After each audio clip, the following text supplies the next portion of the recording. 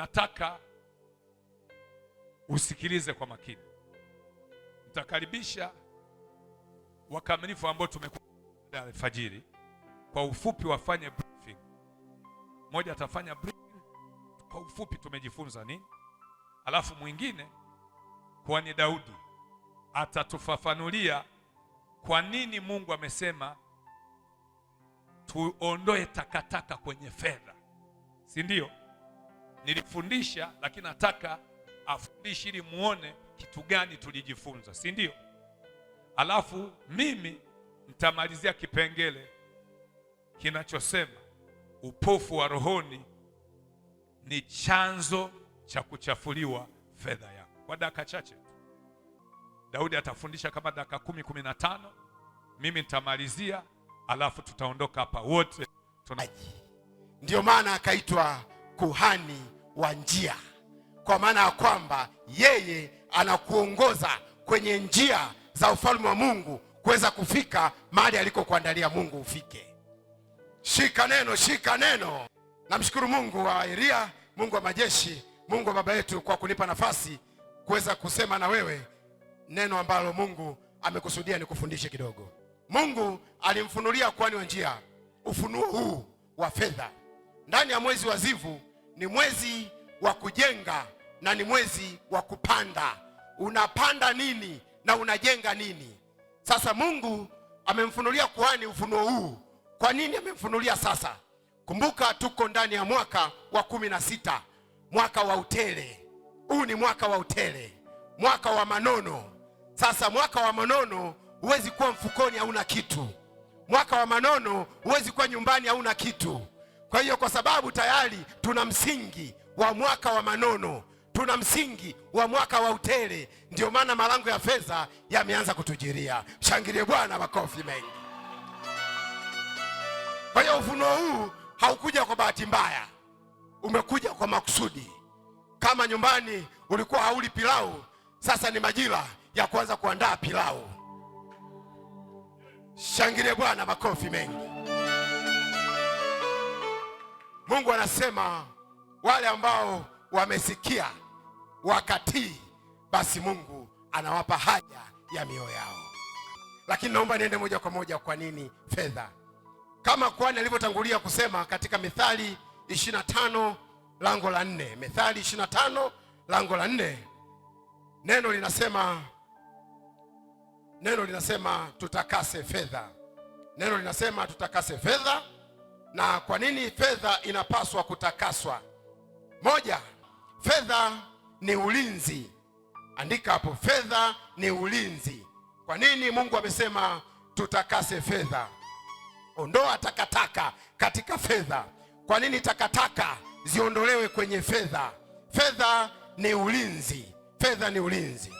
Sasa wale ambao wamewahi kumiliki au wamekuwa na cheni ya dhahabu, mtakumbukana na mimi, aliyewahi kuvaa pete ya dhahabu, silver, goldi, kikianza kuchoka au pete ikianza kufubaa, kuna watu wanaitwa masonara.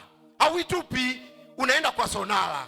Ukienda kwa sonara, kazi ya sonara ni moja tu. Sonara anakwambia hiyo pete gramu ngapi?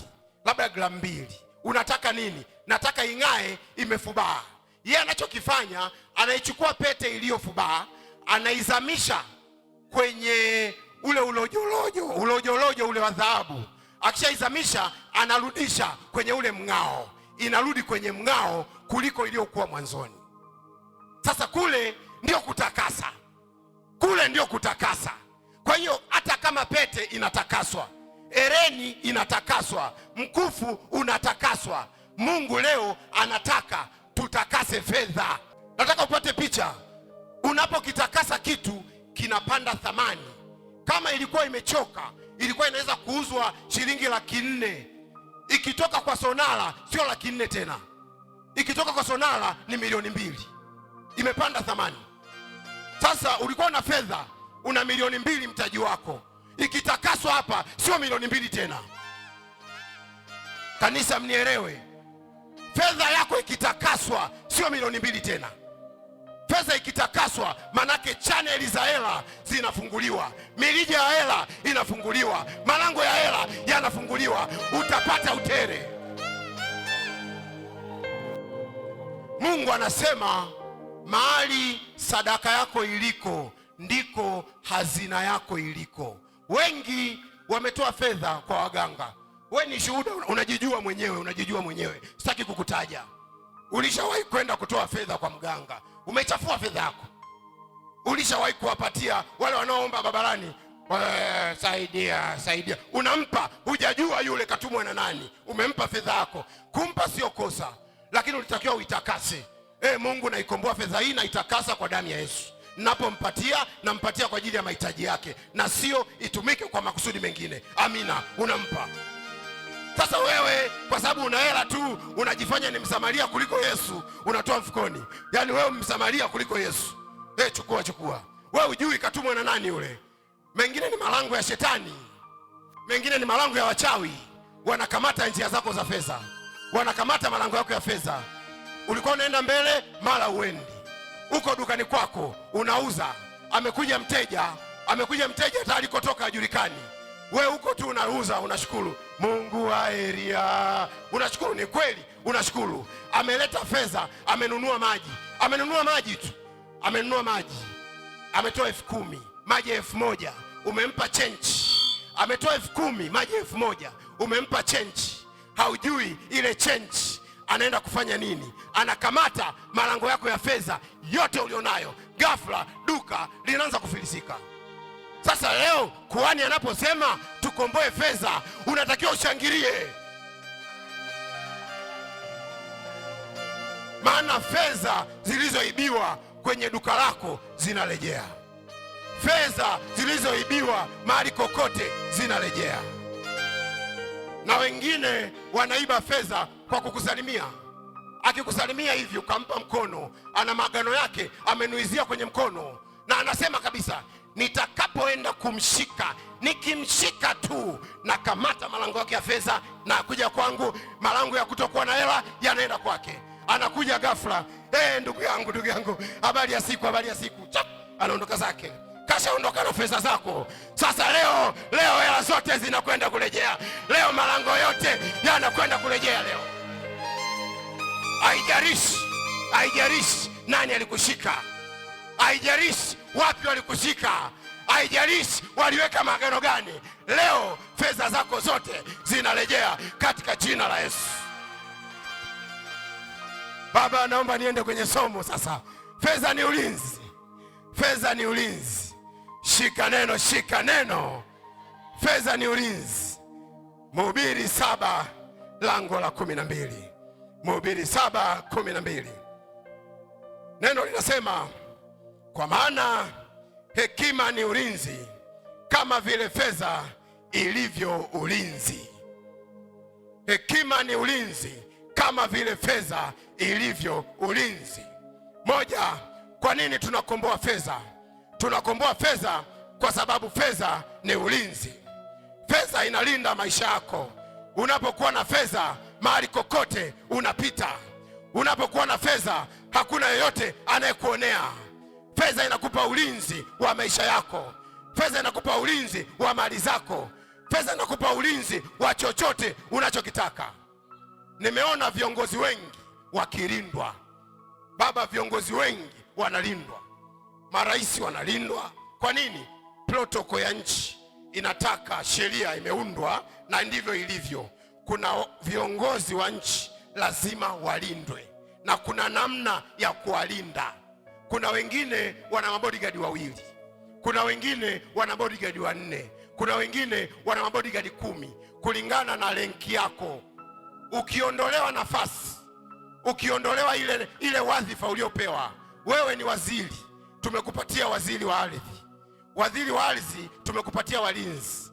Ghafla rais ametengua uwaziri wako. Wale walinzi, jambo la kwanza wanaoambiwa kwamba huyo msiende kumlinda ni walinzi. Wao wanapigiwa simu, aisee, mpo wapi?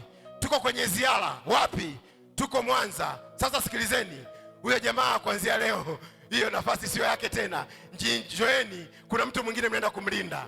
Ghafla waziri anashangaa, mnaenda wapi? Wanaambia tumeitwa mara moja tunarudi. Kumbe ndio biashara imeisha hiyo.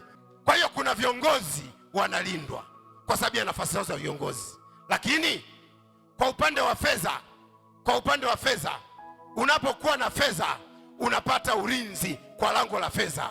Sasa kuna spiritual power ya Mungu anakupa ulinzi kwa sababu ya fedha ulionayo. Shika neno. Naenda kwenye namba 2. Namba 2, fedha ni jawabu la mambo yote. Andika hapo, fedha ni jawabu la mambo yote. Mhubiri 10:19. Neno linasema karamu hufanywa kwa ajili ya kicheko. Karamu kwa ajili ya kicheko. Divai hufurahisha maisha, na fedha huleta jawabu la mambo yote. Fedha huleta jawabu la mambo yote. Sasa kuna mambo matatu. Kanisa, tuelewane hapa. Kuna mambo matatu.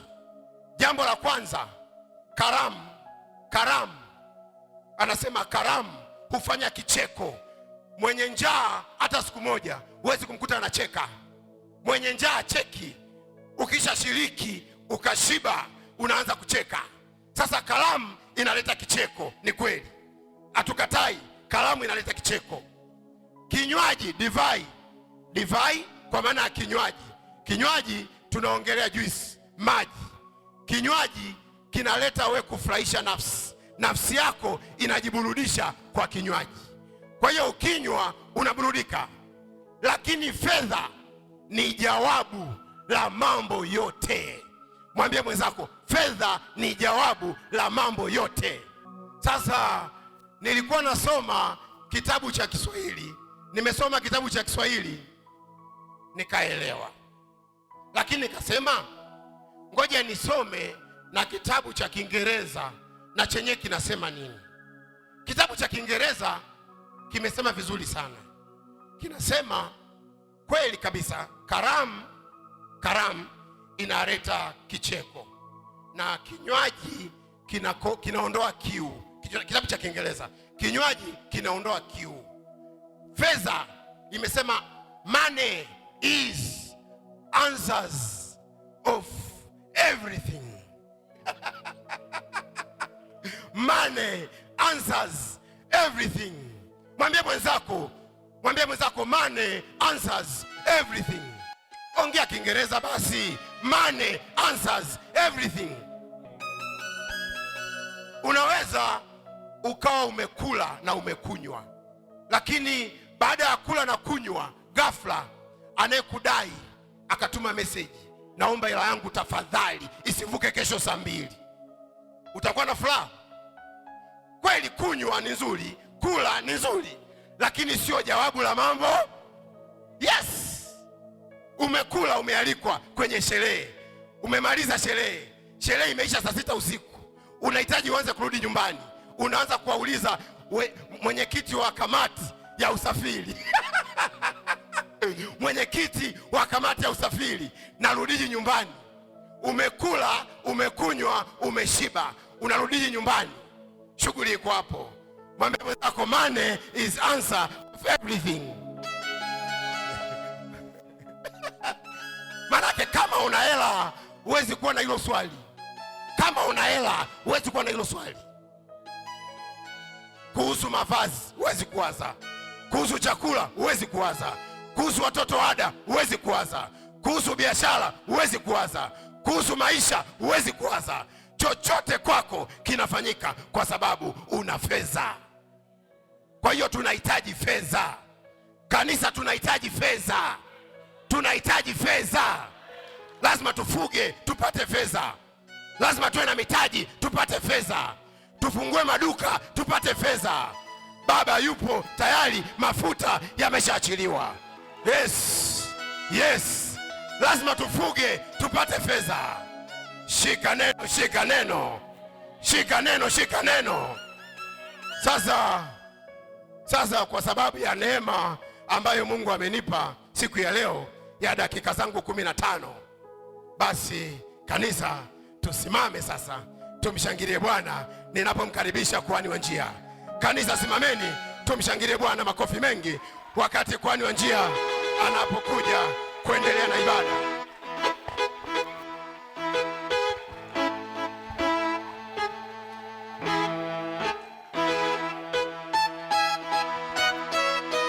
Nafundisha nikasema sasa hivi, mwambie tena jirani yako, sasa hivi kama una allergy na fedha, ili kanisa sio sehemu sahihi kusali. Kuna ambaye hajanielewa.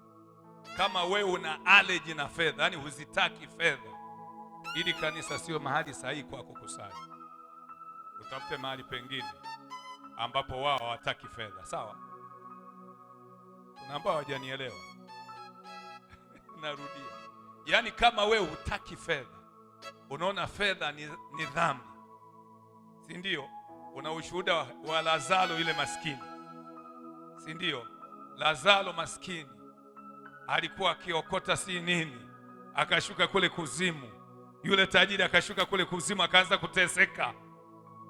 Ukanukuru hayo maandiko. Ili kanisa sio mahali sahihi kwako unless ubadilike, kwa sababu kuna vitu hakuvimalizia kwa ajili ya muda. Nilisema hata Mungu mwenyewe ili aabudiwe anahitaji fedha, anahitaji fedha yako, anahitaji sadaka yako, ili Mungu aweze kuabudiwa katika roho na kweli. Sema amina kubwa.